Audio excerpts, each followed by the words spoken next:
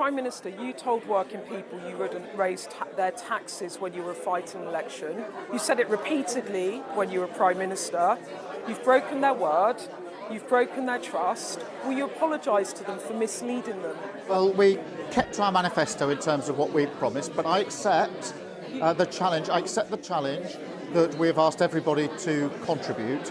I want to be really clear why we've done that. That is because we need to protect our NHS to make sure that it's there for people when they need it and their families when they need it.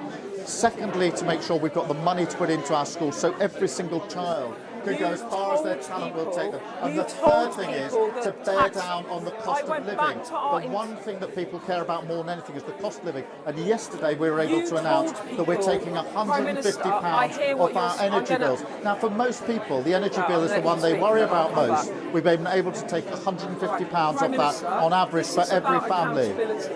You told people in the run-up to the election, we will not raise your taxes, people are taxed too high. 800,000 people are being dragged into taxes from your measures yesterday.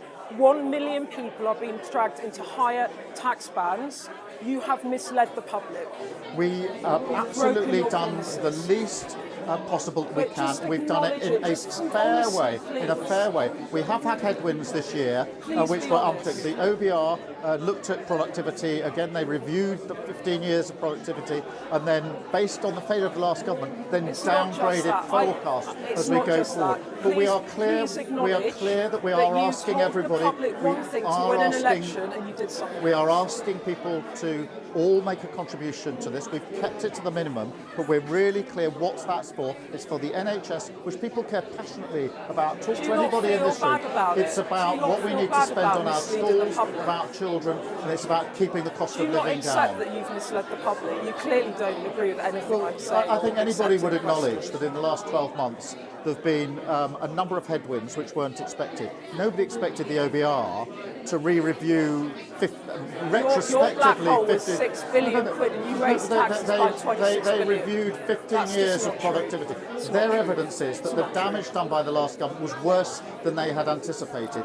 They've now set out their predictions. I'm absolutely determined that we will beat those predictions. They said this time last year that economic growth for 2025 would be 1%, and this year it is 1.5%. So we've already beaten their forecast by 50%. You said before the election you wouldn't have to tax people more, you wouldn't cut spending, and you would improve the country through growth, public services, and you've gone back on your word. Well, JP Morgan this morning, you'll have seen the announcement, a £4 billion investment on the back of the budget. You said during the election that you wouldn't be able to pay for a lift in the child benefit cap. You said it's a difficult thing. I want to put it in my manifesto. We can't. I'm being honest with the public. We can't afford it because I don't want to put people's taxes up. You've done exactly the opposite. You've lost the confidence of this. Let me answer that direct. Let me answer that, Beth. I absolutely do believe that we've got to lift children out of poverty. We've had a 2-child cap in place for the best part of 10 years. The net result of that is hundreds of thousands of children have been living in poverty. That has a massive impact on their health. Go to any hospital, ask them what is the link between poverty and health. It's a direct link, and those children will not have the opportunity to go as far as their talents will. I'm not going to apologise for lifting 500,000 children out of poverty. I'm proud that this Labour government has done more on child poverty than any government has ever done. Prime Minister, final question. You said you would do politics differently. You would put country before party. Instead, you have done today something your party wanted to save your own skin.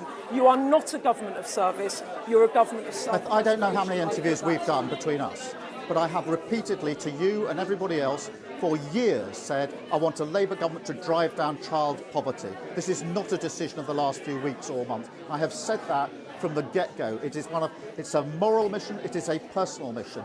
You and I have had interviews where I said I'm determined to drive down child poverty. It is impossible to argue that this is a position that's been adopted just in the last few weeks. It's been my long-standing ambition. I'm proud to be the Prime Minister that's done more on child poverty than any Prime Minister ever. And for those working people that you've just raised their taxes, what do you say to them? 3/4 of families that have children in poverty are working families. They are the working poor in modern Britain.